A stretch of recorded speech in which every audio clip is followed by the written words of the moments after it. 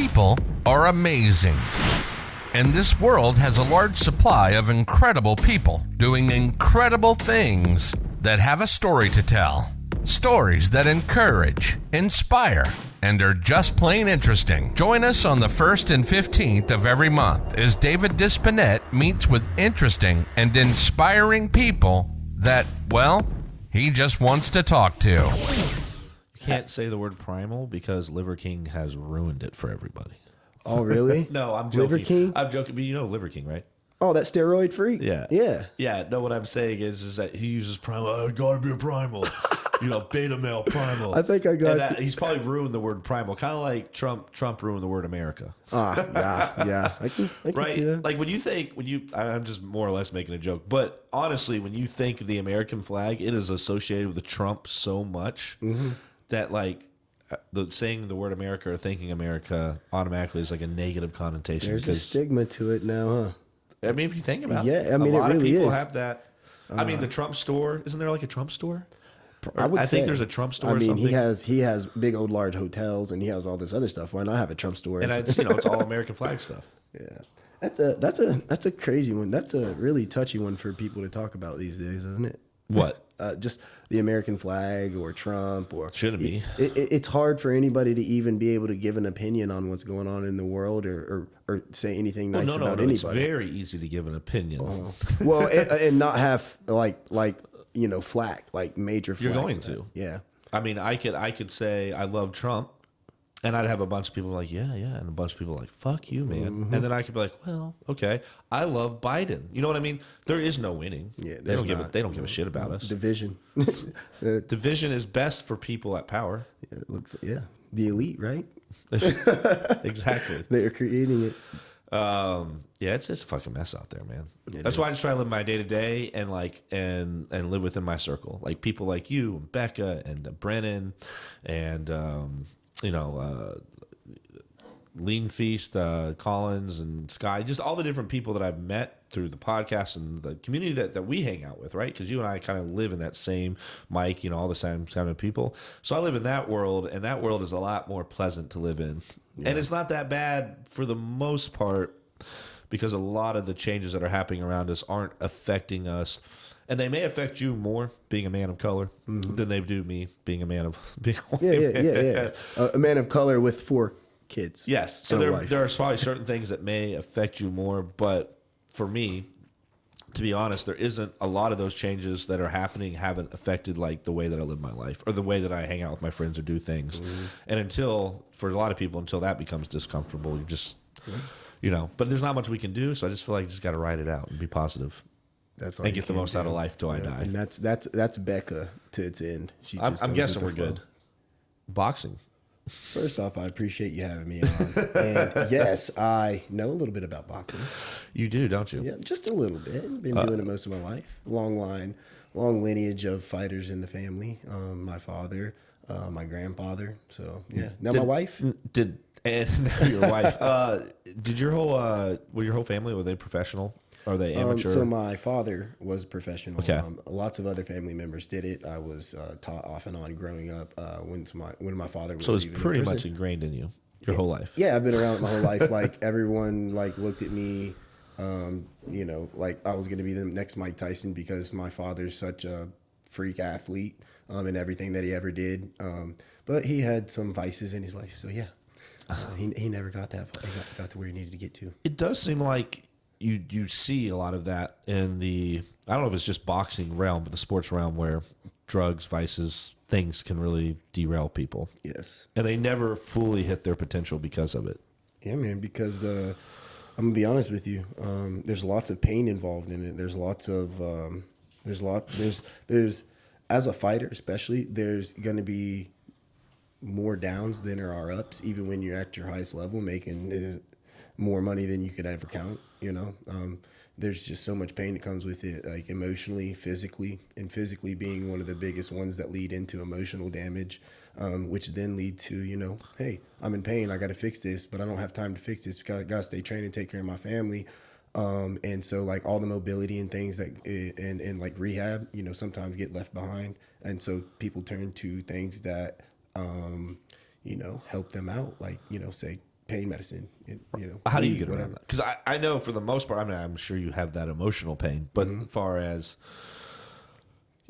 I know you. You're not a drinker, not much of a smoker. You got the kids, you got the wife. You've dealt with some health issues, right? But for the most part, you seem pretty balanced, and you're still able to fight.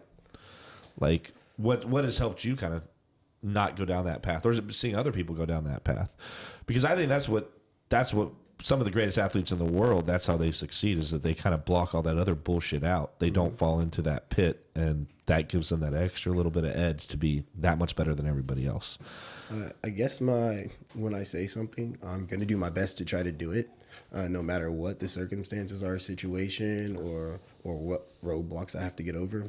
So one being, I'm a routine kind of person. Like, if I fall out of my routine, I will go insane. Like, I have to be in a routine, and when I'm in that routine, that's when I work and perform the best. So like, I literally, like, if I don't want to get up out of the bed, then I just think like, hey, I told people I was going to do something. I got to do it. Like, I got to provide for my family. I got to provide, I got to be a living example to people. So like, that's what gets me through, is just being a good example. Because like, to me, I'm more of a servant to people.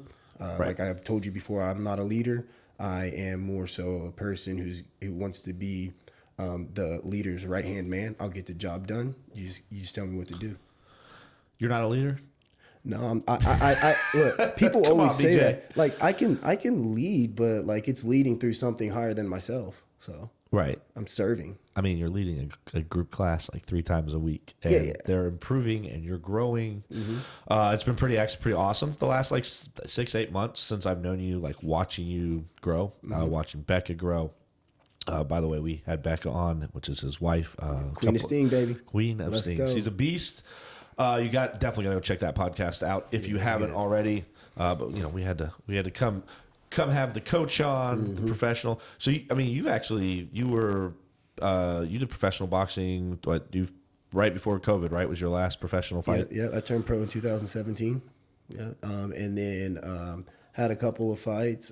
See, the story with that, me turning pro, is I had a fight back home in West Virginia, and my fighter didn't show up to weigh-ins the day before the fight, and then the main event's fighter didn't show up or wasn't going to be able to make it. So the next morning, me and Becca, we were already in town from here in Lexington. We were already in town, so we went and did some farm work for her family on her land, burning brush and splitting wood and stuff. And I got a call the next morning, the day of the fight, and they were like, hey, so-and-so's opponent didn't show up, and he was the main event. He had like 40-some professional fights. They were like, would you like to get an exhibition with him? I was like, yeah, man. I was in shape. I felt so was this good. when really you were still amateur status? Yes, still amateur status. So I was like, yeah, for sure. So, I weighed in the night before. I think it was like 58.8 or 59.8, something like that, 159.8. And I think my class was going to be like, I was going to fight 160 that day or something. And this guy had weighed in at 178. And, the next day, obviously, he was going to be heavier, but so was I. And because after the weight cut, you always gain some weight, hydrating and things like that, getting your good meals back in. So we get there, we get to the fight. My dad was actually supposed to show up to corner me because I didn't have a coach. And it was just me and Becca, like always, Bonnie and Clyde. And so we get there, and I asked a couple of my friends, because Becca was going to record. So I asked a couple of my friends out of the crowd that came to watch me fight, asked them to be in my corner. So they were in my corner. And so he was a pro fighter. I was an amateur fighter. So what they did was they worked it out with the West Virginia Commission that we could put on an exhibition fight. So we got there. So it wouldn't hurt either one of your records, technically speaking? Nope, because it was an exhibition. So it was like off the books pretty much. So they was able to make it an exhibition. So the only rule stipulation was we had to wear 16-ounce gloves instead of, in that weight class, we would have wore 10-ounce gloves. So, oh, wow. Yep. So we wore, yeah. Shit, man, that's a lot more. I mean, you trained with 16 at the time, though? I mean, were you pretty comfortable with... So, yeah, that's what you normally spar in, so you don't hurt your partners. The little bit heavier you can throw, you're not able to throw as hard. So it just protects your partner. So, like Manny Pacquiao and stuff, they're 10-ounce? Manny Pacquiao, so under 54 and under, wear 8-ounce gloves. 60 up to I think 175, which is light heavyweight in boxing. They wear 10-ounce gloves, and then anything cruiserweight and heavyweight, they wear 12-ounce gloves, I believe. Oh, wow. Yeah. Yeah. I thought they were all 16 ounces, to be honest, man. I did not know. But it didn't matter. It didn't matter to me what gloves we fought in because I started right. fighting in the cage first. 4-ounce gloves. So, but anyway, so we got to the fight. The commission changed the rule set for us, made an exhibition, and the cool thing was this guy that I was fighting.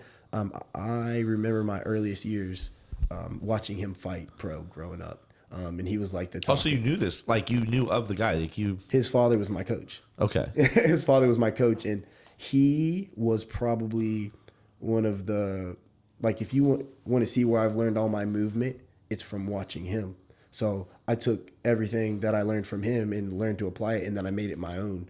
And so anyway, we got in there, and basically his fans were my fans at the same time. My fans were his fans, and then he had way more fans there than me. And we fought a 4-round fight, and, ended up getting my hand raised at the end.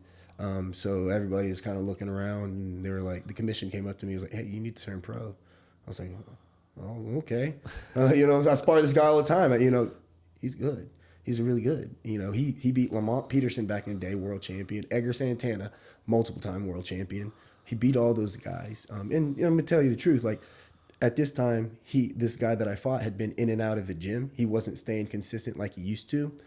He was probably So he wasn't like at his. He wasn't at the peak whenever he was at his. No, he was definitely not at his But peak. you definitely were not expected to win against him, I'm guessing, right? I expected to win. I'm talking about the general consensus was this guy should win because he has the experience, he's been in the ring, and you're some new kid off the block that, Yeah. But no one had really seen you fight, right? Only some of the amateur boxing fights up to that point. Yeah, and that would have only been my second amateur boxing bout. Because in my time, I didn't understand. I had no guidance, so I had to go fight in the cage because those were the people that would give me fights. So the only and that was boxing more. I guess the cage was like more of a UFC style fighting. Oh, it is UFC fighting. Okay. And when my time come up, I grew up fighting before it got super popular. I grew up fighting in like bars, and bars, pizza parlors, like where you'd walk in and like the smoke was so thick, like if you were sitting back too far, you couldn't see the fight actually happening. So everybody's packed in on top of each other. Wow. Yeah.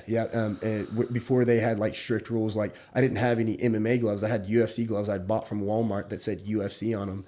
And I remember going up there, he's like, "You can't fight them." I'm like, "What are you talking about?" So this guy gave me some gloves. He liked me, so he gave me some gloves to use. He's like, "Just give them back to me after the fight." He's like, "They're real broken." He's like, "Just pat your hand." I patted my hand. I could feel my knuckles through them almost. I was like, "Oh, this is how y'all do it." I was like, "Okay." Oh, shit. That's before like everything was really, really like I'm not gonna frown. I'm not saying anything bad about the commission, but like they just wasn't as, they didn't enforce the rules as much, I guess, at that time because it was still a growing sport. But now like they're on it. You'd never be able to get away with something like that now. Really? Yeah. So. Well, I guess if you're making money, right? If it's amateur, they. Oh, so there was pro fights going on that night too, and they were making money. Don't get me wrong, they were making money. Like the pizza parlors and the bars, they were making money. And I fought in other conventions and things too, but those were the two first ones that I fought in because I remember at the time I had no MMA training at all. And I remember... Did you just jump in the ring on your first match with no training whatsoever? Well, you had wrestling, right? And you grew had up jiu-jitsu, yep. right? Background? No, I didn't have jiu-jitsu background at that time. Oh, only got into jiu-jitsu after... But you did have some wrestling, so that gives you at least something. Yes. It gave me something, and that's because that's a discipline that's used, right? Or forms of wrestling. Yes. Forms of the discipline of wrestling is used. To take somebody down, most likely it's going to be through wrestling, sambo, or taekwondo. Okay. So, yeah. Jiu-jitsu is like the art of submitting someone. There's more to it than that, but isolating a limb or a neck or something and using your body, which is going to be more powerful than that one limb to be able to submit them. Yeah, and then so I had boxing and I had wrestling, and I was completely confident in my wrestling. I was one of the top wrestlers in the state, and so I went out. It was I remember we got there. I had to find a ride up to this fight. And when I got there, it was me, my little brother who was in 8th grade, and my friend Murph, who didn't really know anything about the sport other than us watching it on TV. And I was a big fan of GSP at the time.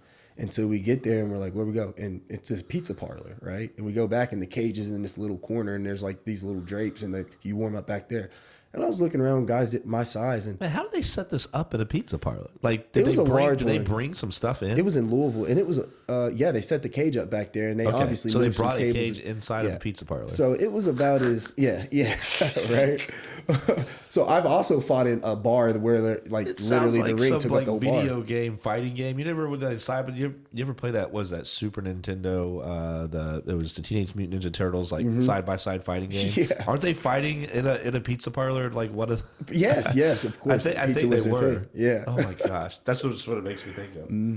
So show up. It's just my little brother who's in 8th grade and my buddy who drove me up there. His name's Murph. And we go back to the back and they're like, warm up. You're going to be up in like 3 or 4 fights. I was like, oh, shoot. I get there and I'm about to be up because we came up and waited. Is this your first like It's my first cage fight. Not my first fight, but my first cage fight, right? Yeah. So we're back there and we're warming up. And, you know, as a fighter, you'll get used to looking around. If you don't know who you're going to fight, you'll get used to looking around because back in that time, we didn't have not everybody was on social media. Like this was the year after Facebook was put on, right? This is like 2010. And or Facebook got popular. Did you have a MySpace? I had a MySpace, bro. I had a MySpace, but at that time you didn't think to look people up that you were going to fight or anything like that, you know? And so when I get there, I'm looking around and I finally see this dude about my size. I'm like, I can't be fighting that guy. It was this like little Korean dude all ripped up and you know, he was 32 years old at the time and I was 19. And I'm like, oh, okay. But you know, I was like, oh shoot, like he looks the part, you know, and then in my head it's just like, let's see if he can be the part. All right, so we go out there. They finally call my name, bro. Mr. Cocky over here. Yeah. Oh, dude, listen. The difference between me now and when I was younger, all I wanted was lights, camera, and all the attention. Right. So completely different than what I am now. Like I could care less for that now. And so that's what I was striving for. I just wanted to be in front of everybody and show the world what I could do at all costs. And so they call my name, and all of a sudden I had this like adrenaline rush. And I was like, oh my gosh, I'm about to do this, right? Because you only watch it on TV from like the first UFC on. And I get up there and I'm jumping around, getting warmed up. I look over at him, and all of a sudden, like I get this tunnel vision, and I'm like, game over. Yeah, it's like it's fight or flight hit in, and I was like on the fence of like, I can't get out of here. I got to do this, right? Right, like right. You've gone past the point of no return. Exactly. So we go out there. Ended up, he comes out throwing. I'm throwing, using my boxing.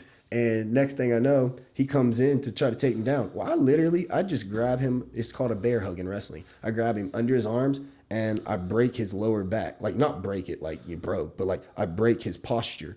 And I just walked him down to the ground. So I walked over top of him with my legs, got on the ground, and I started grounding and pounding. And then I was like, shoot, he might know jiu-jitsu. In my head, I'm sitting here having a conversation with myself while I'm beating him up. It's like, he might know jiu-jitsu. So as soon as I got tired, and I'd never been in that position, a ground to pound before. So I got up because I knew my boxing was better than his, what I felt like it was. And then he came back at me, and I threw him over into the cage. I threw him over into the cage, and he dropped to the ground, right? And this is close to the end of the round. As he dropped to the ground, I illegally kneed him in the face, right?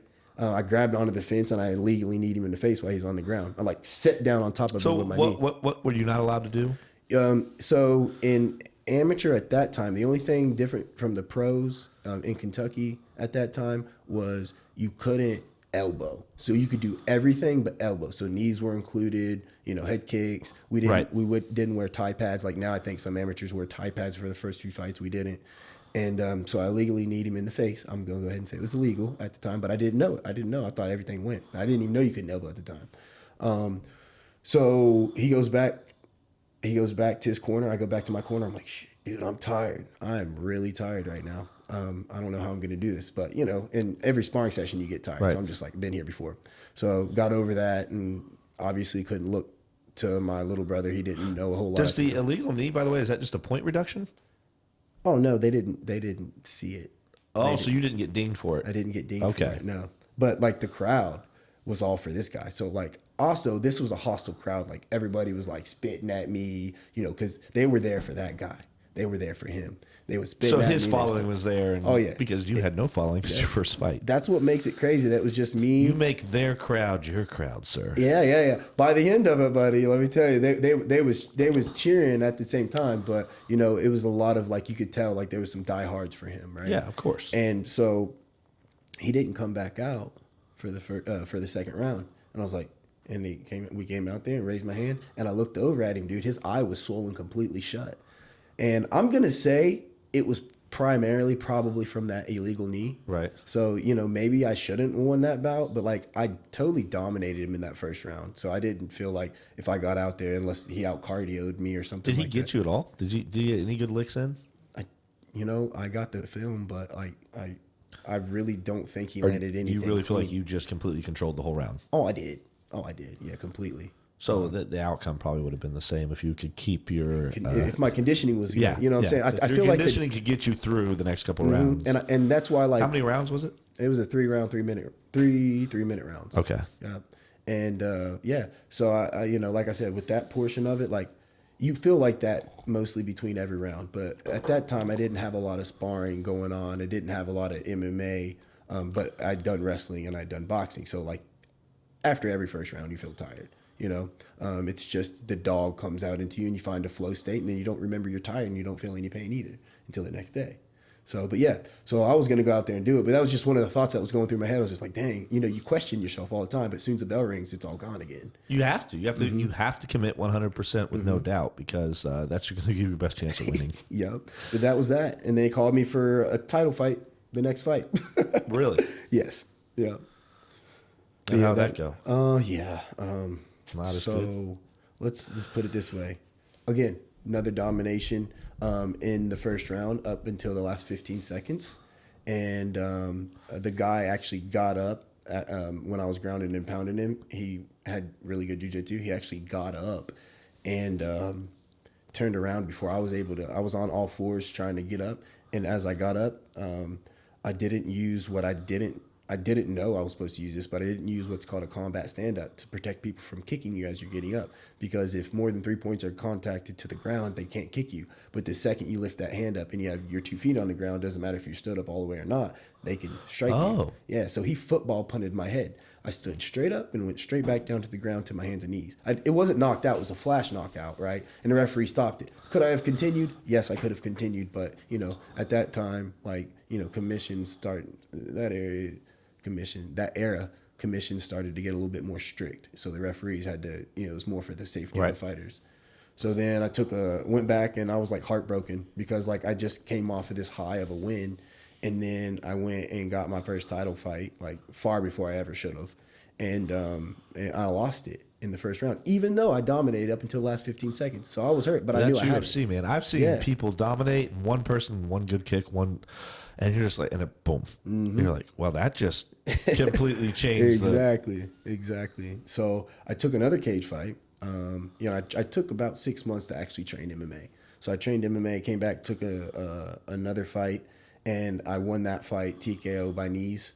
And I'd never practiced throwing knees. It just sometimes natural things pop out, and that was one of those things. I need this guy across the ring and finish him up against cage, and again, illegally need him at the end because still it was just when you're in the fight, you're survival mode, so you do everything to win. I was waiting for Conor McGregor to just kick the shit out of, what is the boxer's name?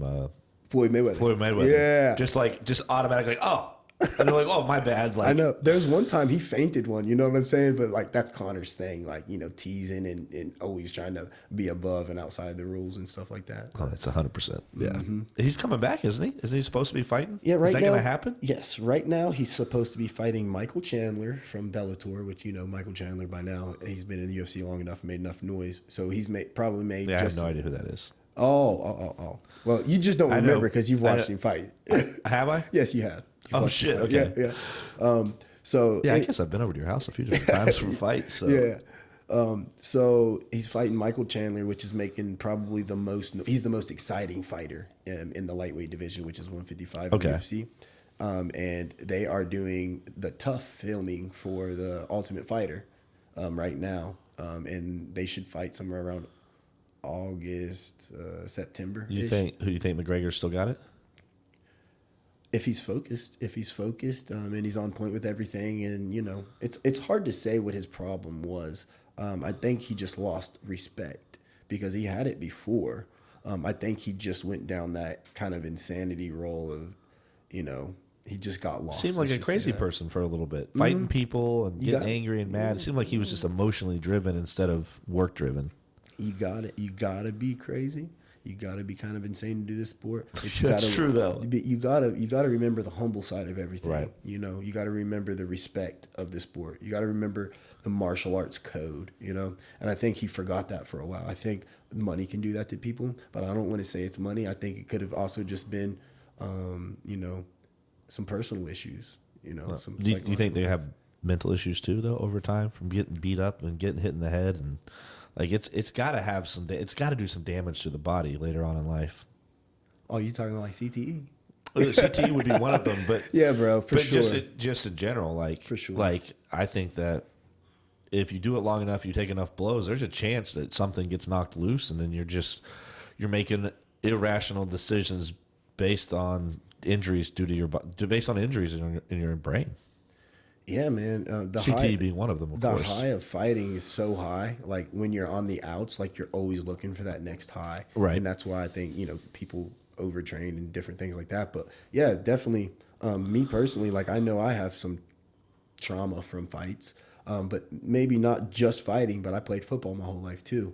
Oh, if I could go back, like doing all the abusive things to your brain, man. Yeah, man. And I was one of those players that, hey, if the touchdown's right there and I got a guy coming right there, I would literally go toward him to be able to make some contact and run him over, then go score the touchdown. Like I looked for contact like that, and you know you're not supposed to lead with your helmet, but your helmet's always the main thing that you're putting all your force in to make that contact.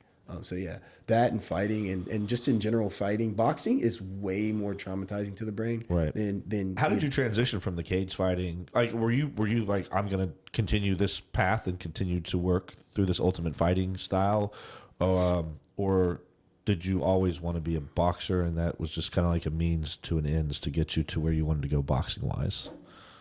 I just wanted to be a professional athlete, and I seen that was the route that I could go to be Right. a professional athlete. Because, like I said before, I told people I was going to be a professional athlete.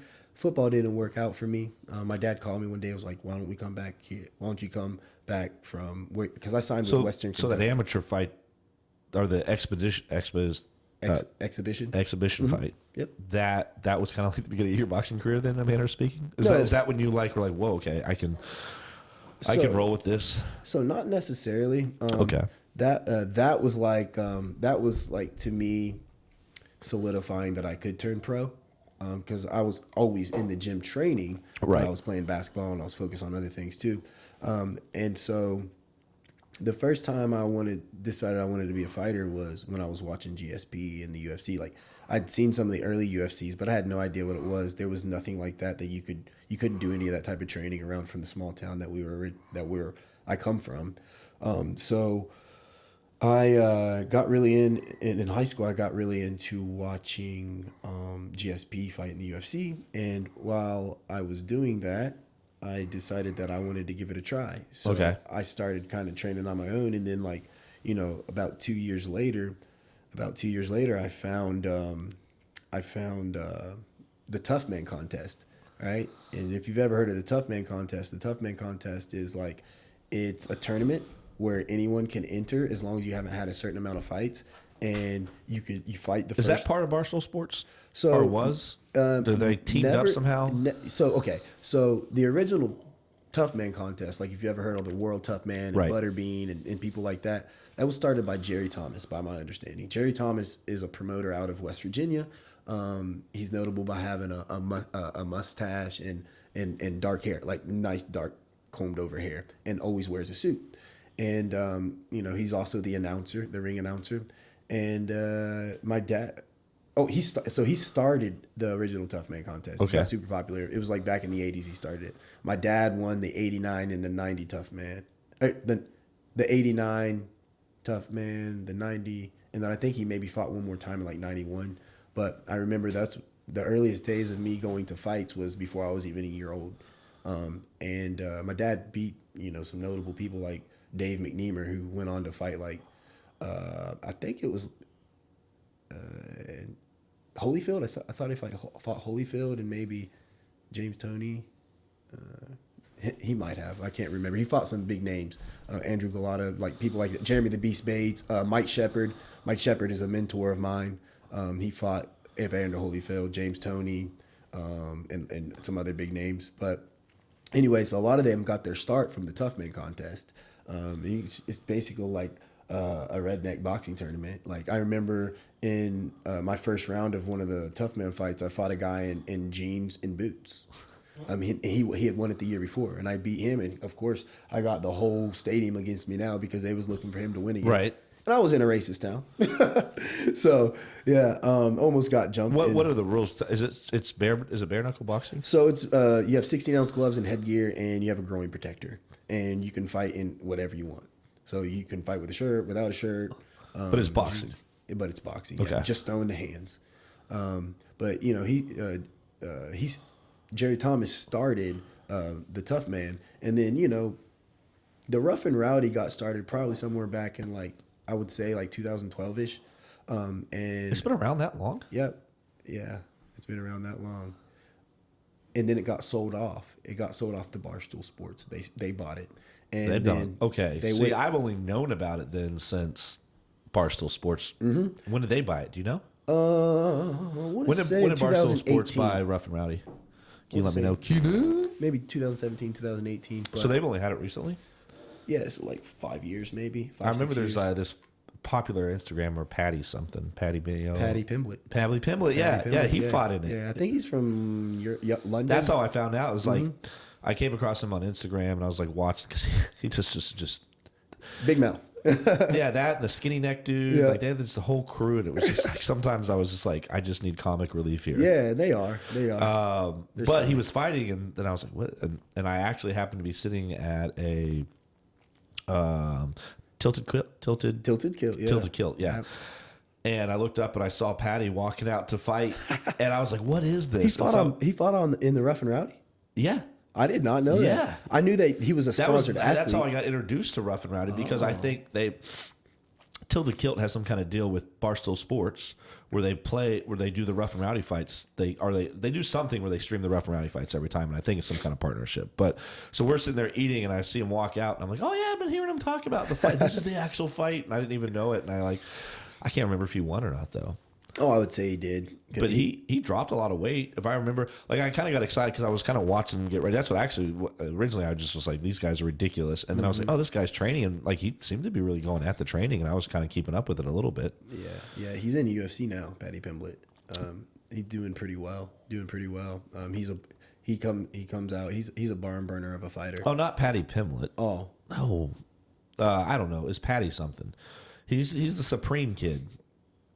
He always hangs out with these weird, the redneck as hell, I would say. Oh, okay. So it's not Patty the Baddie? No. Sorry. Okay.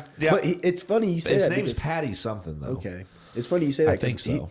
Barstool Sports actually sponsored, Patty Pimblett, I believe, is one of Barstool Sports. Yeah, Patty Pimblett, I don't think he's fought in Rough and Rowdy, this Patty whoever. I was thinking we're on the same page now. I'm sorry. Two different people. Got you. Anyways, but yeah, that guy was fighting, and I thought it was interesting. Yes. So what happened was Jerry Thomas, after a couple years maybe, see the difference is when Barstool spot Rough and Rowdy started traveling all over the country. And I'm not going to say Rough and Rowdy at one time back in the day, 90s especially, wasn't going all over the country, but Jerry kind of pretty much, it seemed like he stayed in West Virginia after a while. They even stopped having him in So having Barstool run it opened up a lot of doors to make the sport grow. And Jerry already had a really good business, and basically the reason Rough and Rowdy got started was based off the structure of the Tough Man contest. Tough Man, yeah. And so when the dude who originally owned Rough and Rowdy sold it off, they started to make, to Barstool Sports, they had money so they could do a bunch of different things. It came here to Lexington Legend Stadium one time, and that's the rebirth of it, I believe, in my eyes. I knew maybe they had one or two before, but that was the rebirth of it. But after a while, I think it was just this last year, Jerry Thomas partnered with them. So he partners with them. He's at all the fights that I've seen. Okay. So yeah. Big name, another big name to add to their crew of people. So it's going to be successful. It's already successful, and it's going to continue to be. Yeah, of course. Yeah. 2017 is when Barstool Sports bought. Okay, so you were right there on it. So they've only had it for 5 years. Mm-hmm. They've done a good job with it, though. Yeah, I mean, I don't think it's. I don't as you know, I'm not huge into the fight scene. Yeah. Like I'll come watch some fights at your house and we'll watch some boxing, but it's not like I don't have time to be keeping up with sports. If I'm keeping up with anybody, it's you guys. Yeah. If I'm going to be honest. Understand. Time is money, baby. So yeah, I don't even think I would have come across it. It's that the way that they marketed it, and They do a good job. and it's fun to watch. I actually look forward to those fights. Yeah, it's an acquired taste. Like a lot of fighters, like that are in the game, have been in the game a long time, especially the ones that are pro now. Like it's hard to look at it and be like, you can make that much money fighting semi-pro, because the only semi-pro we had was tough man They're contest. whoever holds the title, aren't they like 10 grand, 5 grand, 5 to 10 grand a fight if you're fighting for the title or hold the title? Well, there's one guy that makes at least 50. He's the one who beat Pac-Man Jones, I think, twice. He's He's the one Brennan Yeah. went and sparred with out there. Brennan thinks he can take him. Yeah, I think Brennan's the second highest paid athlete in Barstool Sports. Yeah, Rough and Rowdy. I think he's getting 10 or 15 a fight now. He gets like 5 to show, another 5 to like knock out, and then another 5 to win. So he could get up to 15. Yeah. Yeah. That's not Not at bad all. for 3 minutes of work. Not at all. I mean, all the work you got to put in to get there, but And so yeah, some of us people who don't have the opportunity to do that now or have too many fights to be able to hop in there, kind of jealous. Yeah. So I Yeah, you understand would what people dominate. are with it. you would dominate the rough and rowdy circuit, man. I think so. But there's a lot of people like you that would dominate the rough and rowdy and circuit. I'm not the only one. Exactly. They've asked Becca plenty of times to fight in it, but if she fights in it, she would get not a ban, but she would have to be out of USA boxing for 6 months. Because she would, if she won, she'd be accepted money. Then she'd be considered a semi-pro athlete. So she might not even be able to do USA boxing anymore. So yeah, I've seen some people hop over and do the tough man contest and get suspended from USA boxing for 6 months. So oh shit, in 6 months is a lot of time, especially in a short career. Yeah, but 6 months isn't that bad if you're making money. That puts you in a better position 6 months later. 100%. You're right. You're right about that. Maybe that can amplify your recovery and your training. Well, right. So, let's just say Becca does it she does 2 a year for a year and a half. So she does 3 of them or something, gets to a point where she's getting 10 or 15 grand, right? Puts her in a better financial position, your family in a better financial position. This is just thought process here. Yeah. To where you have more money and time to train for the real thing. And then when you're ready, because she's still a year and a half, 2 years out from really trying to push, right? I mean, you're pushing now, but you're still trying to get her not a ton of fights, but enough to get more practice to where she can really go put the pedal to the metal, which I think you guys, a year and a half, 2 years? So the goal is this year, actually. Really? You guys are going to do? Okay. Yeah, the goal is to turn her pro this year. I gotta take a piss. Yeah, go ahead, brother.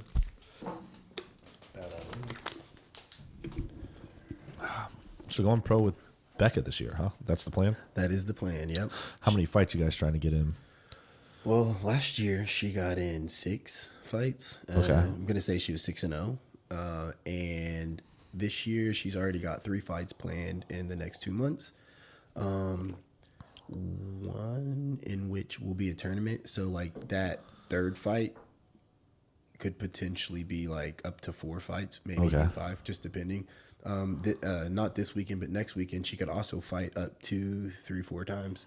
Because it's like a little tournament thing, right? Golden Glove tournament in Cincinnati on the 4th, the same day Brennan fights. So we'll be in 2 separate places, unfortunately. He'll be fighting for a state championship, and she'll be fighting for Golden Glove championship, which will qualify. What happens if she wins it?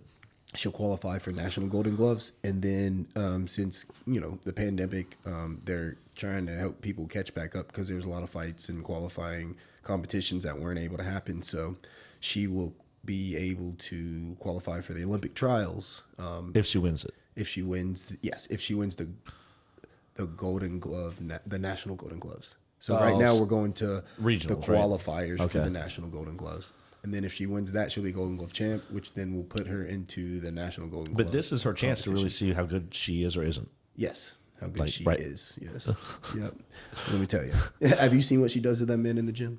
Huh? I watch them. Okay. Yeah, I watch. Yeah, I'm 100% in full faith. But she's going to test her own weight class. None of her fights, she's only fought one fight with a woman being the same weight as her. Everyone else has been 10, 15 pounds heavier than her. Yeah, and she fights men. Well, I just know the last year she's been struggling to find people dropping out on her. Like it's been a struggle. I would too. Huh? I would too. Yeah, right. Like, yeah, you watch a couple of her fights, you're like, "Fuck, she's gonna give me a run for my money." She's 5'9" and can dunk a tennis ball. Yeah, on a 10-foot rim. So and she's just a freak athlete. Beast. Yeah, and she only weighs 120 pounds. So that's been giving me updates all day long. Yeah, no, for sure. You just let us know. It's going to be streamed too. So is it okay? And then the week after that, also going to be a pay-per-view fight for her too, and that'll be I think in West Virginia too. So nice. She'll be fighting a girl from Virginia. So you got into well, you've always coached, right? Yes. But I like in the last year, you've really kind of started your 4 or 5 coaching years. But thing. yeah. I've I guess put more energy into it. I've always put a lot of energy into it. It's always been one of my main focuses. But I was kind of out of it for a little bit because I was focusing on making money, and me and Becca was having children, so like had to find insurance and just things that was going to set us up for our future, and during the pandemic, that was when I fought my last fight before the pandemic, right? It was my comeback fight. That was in 2019, and in 2020 I was supposed to fight 4 to 6 times. And what happened was it was November 2019 I fought, and then right within a couple months after that, the pandemic started, and so it messed up my comeback completely. So in that time, I was down a little bit and couldn't really. I think everyone was down during the pandemic. Let's just be honest; it was a shitty time. But my main money maker was coaching, right, and doing personal training. So a lot of that kind of went out the door. So had to figure something out. Thankfully, I worked for a great company in Coltneck Labs, and at the time was also Voikov Labs and Coltneck Labs. There we were stationed out of UK. And so they really helped out. They really helped me keep food on the table and things like that, get the bills paid. And so I wasn't able to fight. And during that time, like injuries just kept setting in on my body. Like I wasn't doing a lot. Right. So like when did those health issues start coming in on you? When I was 19, 20. Okay, so you've been dealing with that because I just know this last year was really bad for you. That health issue. Yeah, the stomach and all that. SIRS. Yeah. That started happening about a year and a half. Almost maybe I could tell, like, and I look back in my memory bank, it was about 2 years ago, right? As COVID started happening.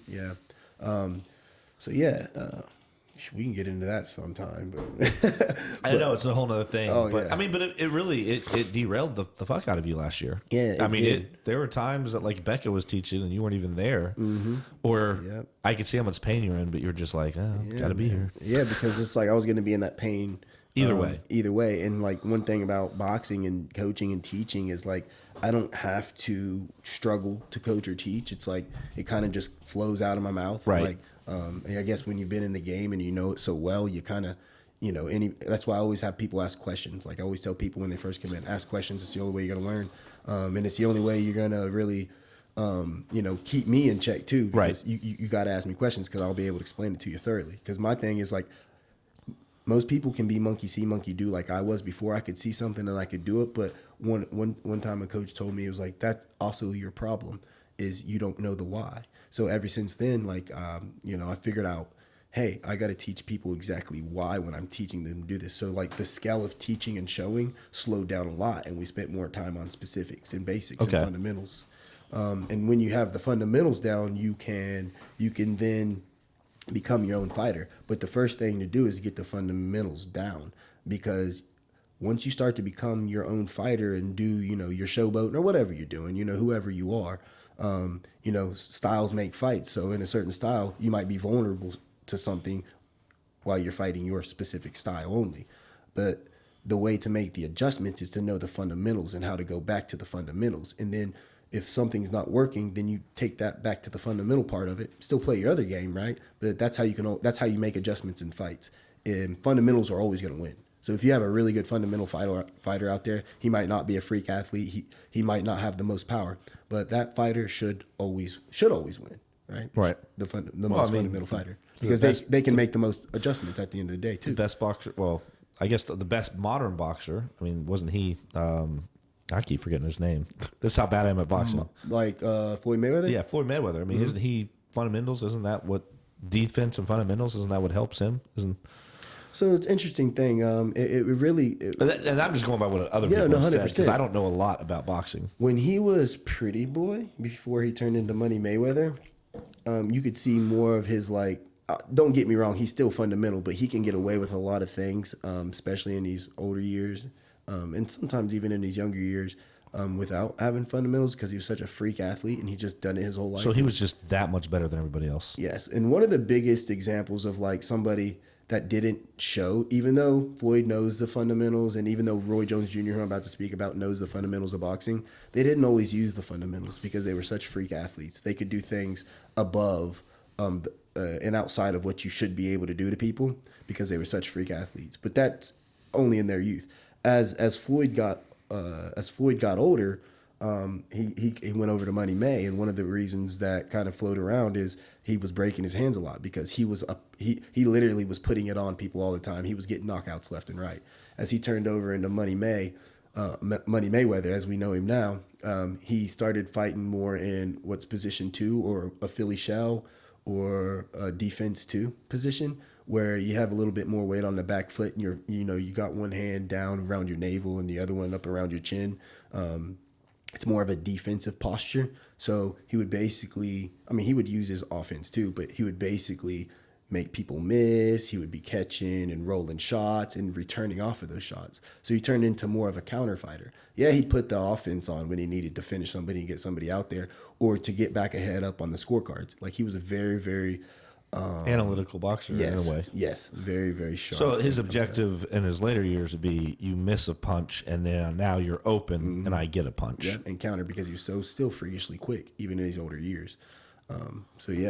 Fundamentals are key to boxing because whoever you are as a fighter. Pretty much key to any sport if you want to be good at it. Yeah, and that's what gives you what I call triple C, calm, cool, and collectedness as a fighter in the ring. Because if you constantly drill all the fundamentals, and then when you spar, you go outside of the fundamentals and play your own game, having shots come from awkward angles and from different angles than you're used to seeing from a fundamental fighter is hard to deal with. That's why you can take a fighter who's been doing it for years and put a person in there who's athletic and can hit hard. They could very well get off on a person for the first round, and it make it look like the person who's been doing it for years isn't as good as right.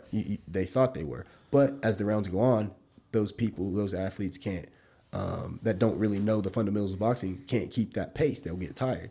While the other guy who's been in it for a while keeps the fundamentals and can out cardio the person. Right. And it will end devastatingly for the person who thought they could just come in and throw caution. Well, isn't that an actual tactic that some boxers use? It's just to tire out the opposing boxer and then be able to finish him off? Yeah, funny thing is, it happened what is today?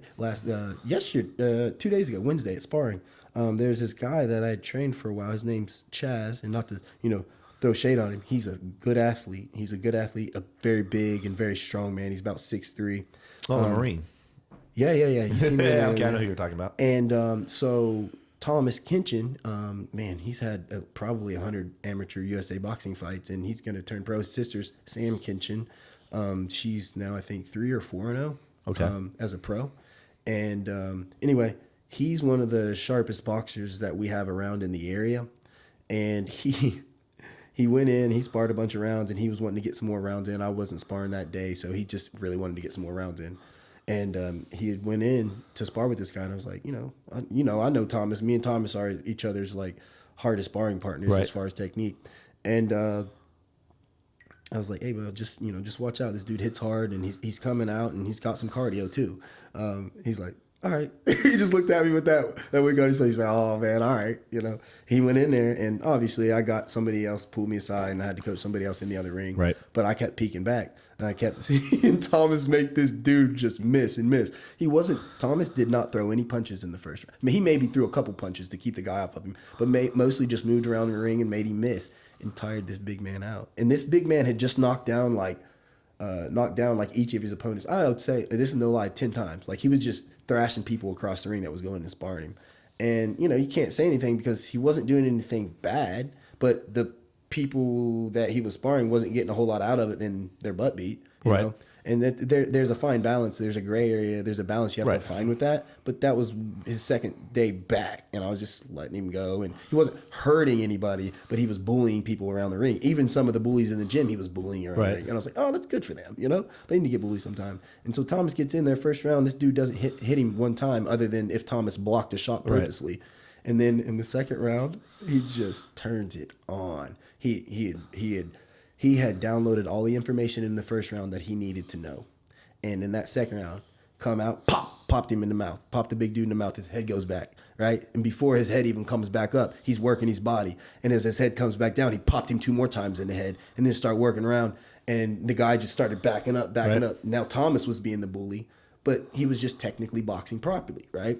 And, when you get hit in the face, you know what I'm saying? It's a tough one. And so he gets up against the ropes, and then the big dude realizes he's getting backed up. So he barrels forward, and Thomas makes him miss, then comes right back at him. This dude dropped his hands, not Thomas, but the big dude dropped his hands, sat there, and Thomas just worked his body. And I turn over, and I see this Thomas is just like a machine gun to his body, and I'm talking hard shots because Thomas hits hard. And all of a sudden, he pops him in the head a couple times. And then as his head comes back, dude still has his hands down. He just puts his hands nice and gently on Thomas's shoulders because he's real tall. Puts his hands on Thomas's shoulders. So it's like, I'm done. Oh, man. Have I seen the other guy in there? Yes, I'm sure. He was there. Is he the one that comes in with you said his sister? And No. This.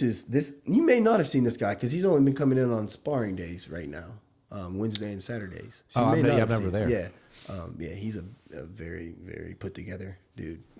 But it was cool But because Thomas has gotten a lot better, though. here's the thing with Thomas. Thomas is better than anybody has seen.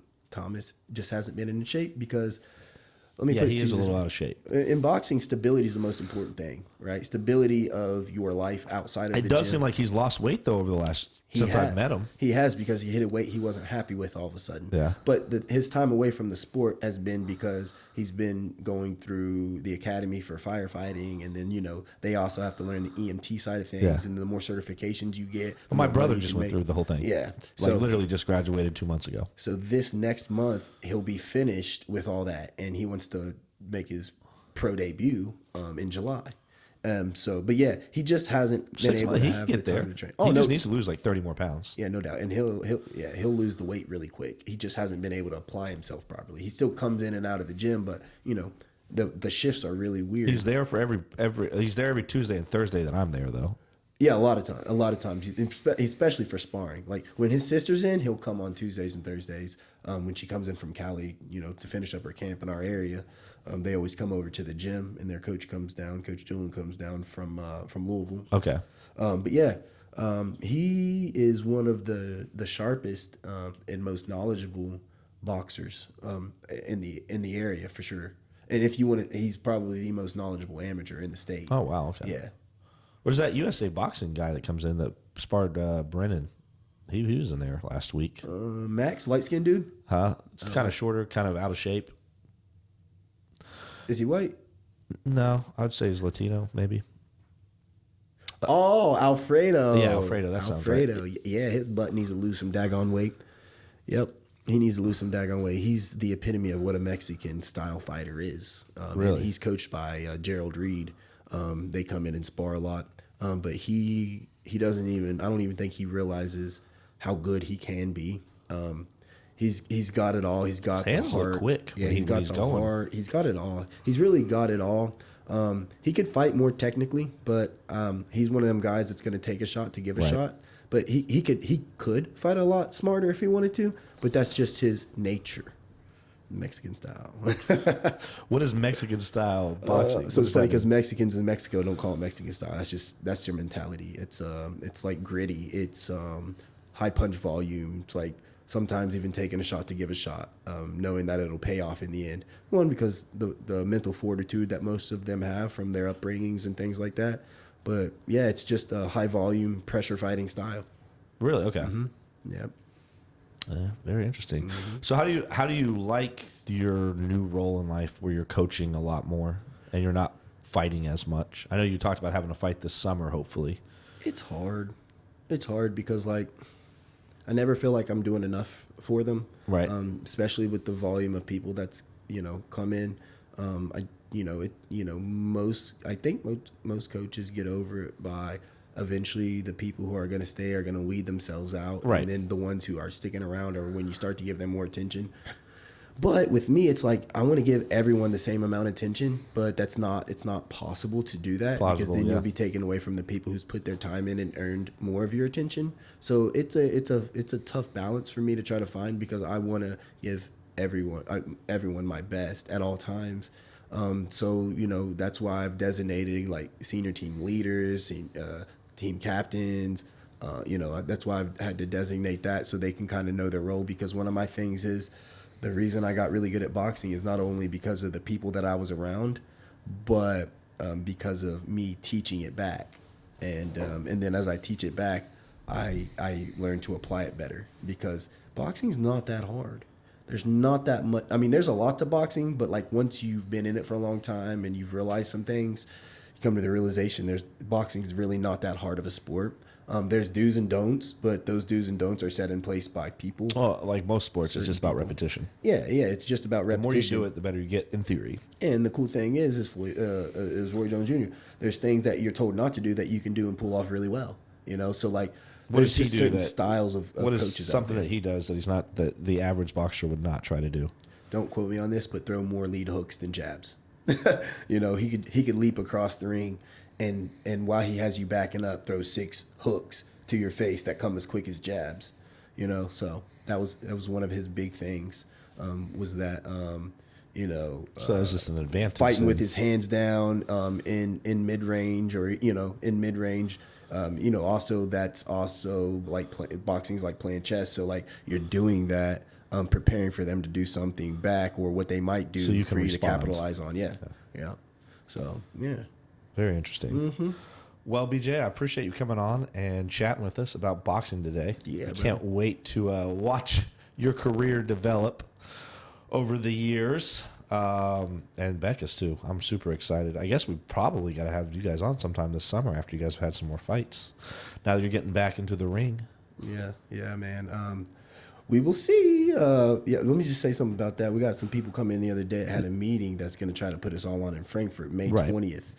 So Alfredo will be turning pro then. I'm going to try to get Sam Kinchin a fight on there if we can. And then they asked me to fight on it as well. It's hard to fight on a card where you have fighters fighting on, but we're going to try to make it happen. I know we'll have people there that have our back and can make things work out. Right. So, yeah. Awesome. All praise be to God, our Lord and Savior. That's right. All right. Well, thanks for coming on. And as always, guys, we'll catch you next time. All right. Peace.